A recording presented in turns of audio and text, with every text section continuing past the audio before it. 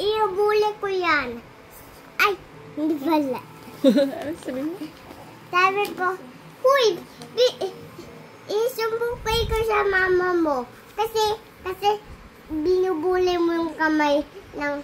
Kamay? Yung binubuli mo yung ate ko. Sabi mo, ang pangit ng drawing niya. Drawing ko. Pagtatanggol mo si ate. Sumbong ko siya sa mama at dad niya. Tapos, Ano sabihin mo sa kanya? hello, mama at dada!